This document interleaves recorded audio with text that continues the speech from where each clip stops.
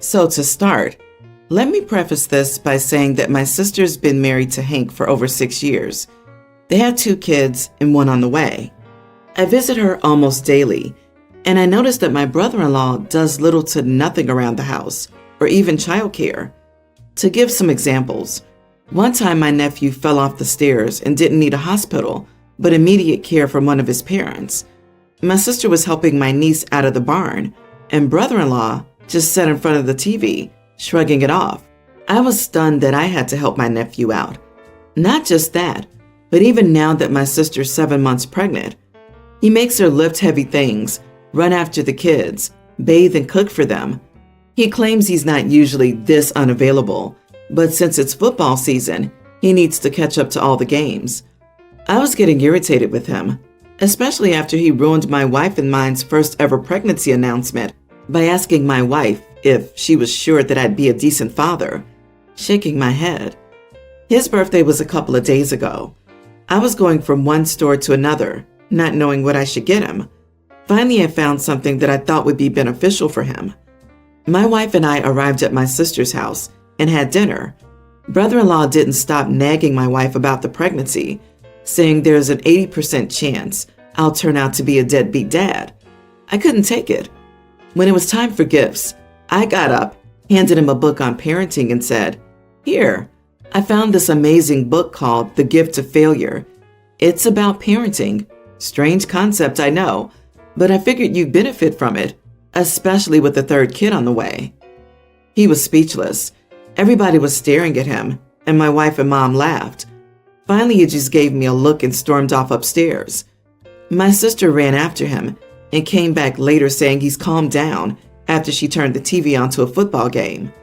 He sent me an email later saying I embarrassed and mocked him in front of everybody and demanded I apologize publicly, just like I humiliated him publicly. My dad thinks I went a bit too far here too. Was I the idiot? My sister ran after him, then came back later saying he's calmed down after she turned the TV on a football game. She has to stave off his tantrums with distraction? Like a toddler? He's literally an iPad baby. Not the idiot. He needs a wake-up call. She might need a wake-up call too. The way he's acting makes it so she has 3, soon to be 4 children to take care of. I hope she starts to realize that and decides whether she wants to be a mom or wife to an adult. OP, he was projecting his bad parenting on you. And since I suspect you'll be an excellent father, you'll be able to embarrass him every day simply by being a good father. I feel so sorry for your sister, but she's chosen to be a single parent despite having her children's father right there. This might be a wild conjecture, but are you sure his neglectfulness isn't reaching into abusiveness? The fact he didn't react to the kid being hurt is alarming.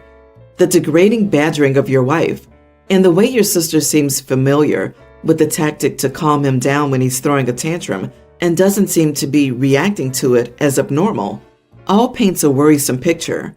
I'd step back and start thinking about things past just Hank is a deadbeat for other signs.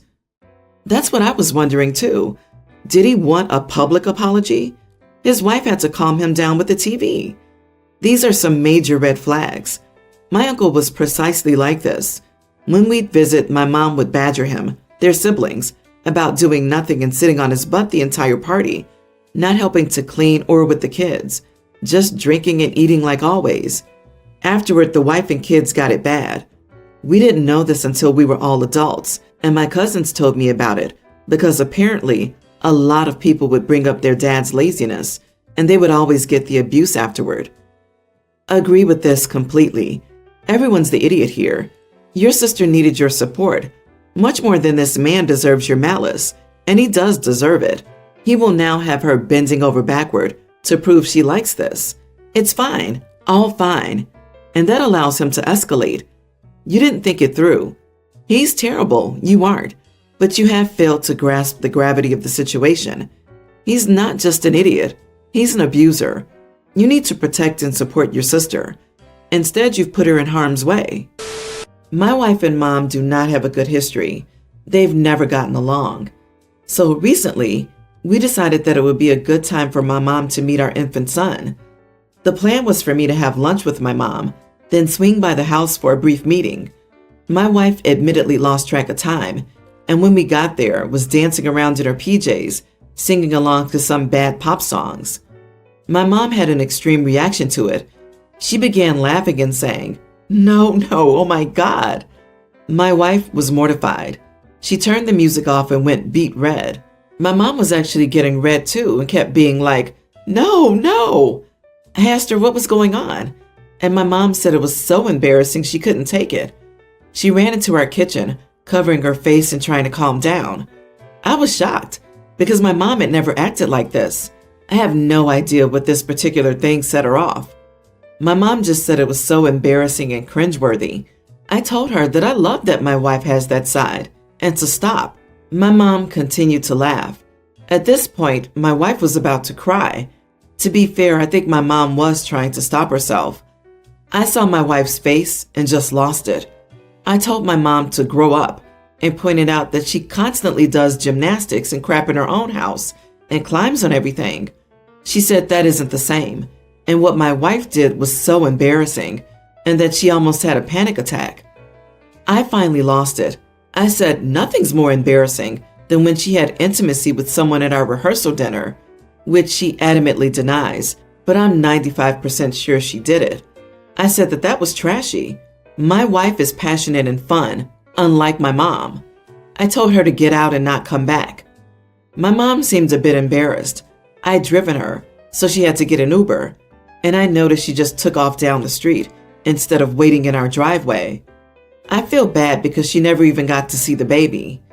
My whole family's calling me an idiot and saying she was just so secondhand embarrassed that she couldn't help it, and I'm crazy for throwing her out. Not the idiot. Your mother almost died of embarrassment because your wife was dancing and singing in her PJs, something that some of us do every single day. I'm trying to figure out how your wife was doing something embarrassing, causing your mother to almost have a panic attack. I've literally never heard of such a thing. Never, for over 60 years. I'm no stranger to involuntary reactions, but nothing like this. But I do know that it must have been mortifying for your wife, and the way your mother just kept talking and talking.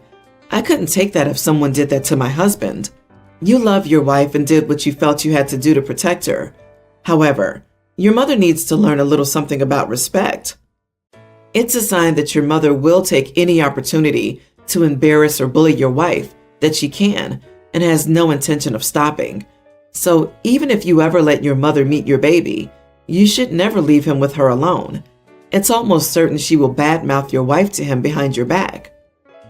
That reads much less like secondhand embarrassment than deliberately attempt to play up secondhand embarrassment to humiliate someone, to me. Her acting, that's what really gets me. And yes, the wife sounds like a complete delight. OP and the baby will have a happy life with her, to be sure. My husband cheated on me while I was pregnant and had a baby with another woman. I found out after the other child was born. I have never been okay with this. It's precisely the kind of trash I tried so hard to have not been a part of my life. I would have divorced him by now if it was possible, but I'm stuck at a legal dead end, and it's impossible. We have a legal and emotional separation agreement, though. Since he travels a lot, and between the baby, my parents, and my career, I've avoided overthinking it. Well, so I thought. But it's been almost 2 years since then, and now he wants to bring that child into my house.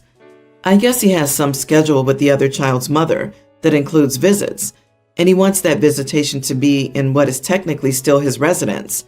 Absolutely not. I'm not a stepmother to any child, and unlike in most of these situations, the house we're living in is truly only mine. It's under my parents' names, but I got it when I got POA, and they had to go into a care home, so I'm not having this kid in it. My husband and our family say that I need to deal with it because I am still married, that I need to accept my stepchild, and that I'm a witch for excluding a baby and preventing siblings from having a relationship. I disagree. This child may technically be siblings to mine, but I don't need to play mom to this kid to make a relationship happen, and I don't want any of this trash coming into mine or my child's safe space. So, am I crazy for not wanting this child here? Edit. In my state, to file for divorce, both parties must have been separated for over a year and live in separate residences, which requires one of us to move out. He doesn't want a divorce, so of course he won't move out. I can't make him because we're still married. In theory, I could move out and start the clock, but realistically, I can't. With the POA, I can't just abandon the house. I couldn't afford to anyway, but if I did, he would be able to remain there. Of course, I would eventually get the house back, but in the meantime, he could easily destroy it, and then I'd have legal problems from that. Not the idiot. This may not be a popular opinion, since most here say you have to be a perfect step-parent and accept all situations, but you're not at all the idiot. I was in a similar case and still get angry 30 years later. Don't let people tell you what to do or how to feel. It is your house. Tell the father to go someplace else. You don't need to call the kid trash, but your point is valid. You have no obligation to bond with your husband's affair child. You are legally separated, and his obligation to his child has nothing to do with you. Just try to keep your anger directed at the adults in the situation. The child has no control over anything. Honestly, get a lawyer, a good one. He will bring his other child. You need a lawyer to evict him. A lot of people who share a residence go through a divorce. It shouldn't be this hard without another way out. Get a lawyer and file for divorce and evict him. My sister Julie has tried to have a baby for 5 years. She had a loss 2 years ago, and outside that, she's been unable to get pregnant. My heart hurts for her. However, one thing I disagree with is how my family has handled it. We're not allowed to talk about babies around Julie. Any kids younger than 3 can't come to family events that she'll attend. She won't attend baby showers, baptisms, etc. The last one I understand, but the rest feels like overkill. I got pregnant last year. I told Julie first, and she reiterated her boundaries. I said I understood. The first hurdle came with my baby shower. My mother-in-law was throwing it. I didn't expect Julie to come.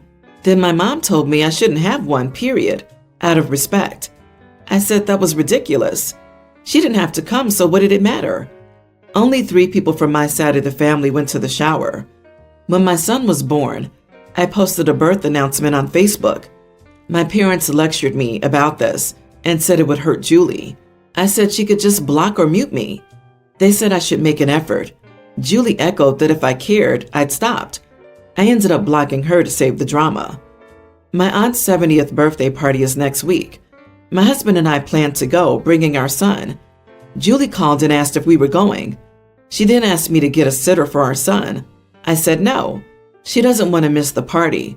My aunt is one of the few people who agree that Julie's boundaries aren't fair and wants my son there, as she doesn't get to see him often.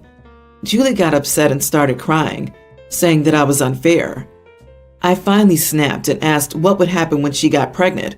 Would we all be expected to shower her with the love and attention she's refused to give other people's kids? Will her baby be allowed to attend events? She said that was different. I said, no, I'm not coddling her anymore. My son exists. He's family and he's coming. She can decide if she wants to or not. My parents yelled at me for being mean to Julie. They offered to pay for a sitter, but I said no. It's not even her house. Am I the idiot? So if Julie can't have a baby, nobody can have a baby? Not the idiot, OP. Julie can't expect everybody to hide away their children or pretend they don't exist just because of her genuine pain. Is Julie not going to have a relationship with her nephew? It sounds like she hasn't grieved for what she's lost or for her apparent infertility and is allowing that to overtake her other relationships. Good Lord. Wow. Is she trying to cut off all family event-related contact for your side of the family? She needs therapy badly. That's just so unfair to you and your child and the other relatives who do want to see the baby. Tell your parents that if they want to see their grandson, they need to treat him like a human being and part of the family, not a weapon pointed at your sister. Agreed. Generally, I'm against keeping kids away from grandparents because of adult conflicts. But if they're okay with pretending my kids don't exist because of my sister, then they can just do it full time. Julie needs therapy badly. Her identity has now been wrapped up in her childlessness, as if she uses her family's pity and empathy to gain special attention. This is way, way beyond normal or healthy. Her parents are furthering the problem by continuing to indulge this woe is me situation, and have literally made Julie's infertility more a part of their lives than their own living grandchild. I cross-stitch as a hobby. I like giving them as gifts for little events, housewarming, a colleague leaving, a child being born, etc. When Amanda, my niece, was born, I did a cross-stitch piece for her baby room, and since then, I would have a new cross-stitch for Amanda's birthday every year. I'm very close with my brother and his family, and babysat Amanda a lot when she was younger. For Amanda's birthday, I always gave her a regular paid-for gift and a cross-stitch piece. When she was very young, most of my gifts were useful or functional for a baby, and the cross-stitches were cute baby room things. As she got older, I began giving her gifts she asked for, specific toys, a dress she wanted, etc., and cross-stitched based on what she liked, her favorite animal, a show, a hobby, etc. She told me she liked the cross-stitches, so I was happy to give them because she seemed to love them. However, a few weeks ago, I came by my brother's house for a family dinner, and I overheard Amanda telling a friend she had over that she hoped I didn't give her a cross-stitch piece as a gift this year because it's embarrassing. I'll not lie and say it didn't hurt to hear, but she's in her mid-teens. This is the age for stuff like this to be embarrassing, and I guess I do understand not wanting to have a bunch of cross-stitch pieces in your home as a teenager. Yesterday we celebrated Amanda's birthday. I gave her a video game she asked for and a charm she asked for her charm bracelet. I did not finish the cross-stitch I had planned for her, since I figured she wouldn't like it. Today I got a call from sister-in-law telling me Amanda's very sad that I didn't give her a cross-stitch gift and that she's been crying over it. I explained that I heard Amanda saying she didn't want one this year, so I thought I was doing the right thing. Sister-in-law told me off for breaking this tradition because now Amanda thinks I don't love her anymore. I feel terrible. I just thought forcing Amanda to accept a gift she didn't want and appear grateful for it would be crappy. As a kid, my brother and I received gifts we were supposed to like but didn't, and we'd have to be grateful for them and pretend to like them. It sucks to go through, and I didn't want to put Amanda in that position. And yeah, not gonna lie, if the piece wasn't going to be liked, why would I give it to her? My sister-in-law said I shouldn't have stopped giving cross-stitch gifts, no matter what, because even if I heard Amanda say that, I should know she probably just said it to her friend to appear cool. Even if she doesn't like the pieces I make for her, me giving them is still proof that I love her, so I should give them anyway. Am I the idiot? Not the idiot. I think your sister-in-law is a bit of an idiot. I don't think it's wrong of her to call you and tell you that Amanda was upset, but telling you off is not the proper response. Amanda's also not the idiot in this scenario. Like you said, she's a teenager. She's going to be embarrassed by everything and nothing. Feelings and hormones are crazy. You were trying to honor Amanda's wishes, so you weren't the idiot in this scenario. Oh, teenagers. Nah, Auntie, you're not the idiot. Tell Amanda that you still love her, but be truthful about overhearing what she said and that you didn't want to give her something that she wouldn't like or be upset over, and you just wanted to make her happy. So maybe you can sit down and teach her how to cross-stitch, and you guys can do that as a bonding activity.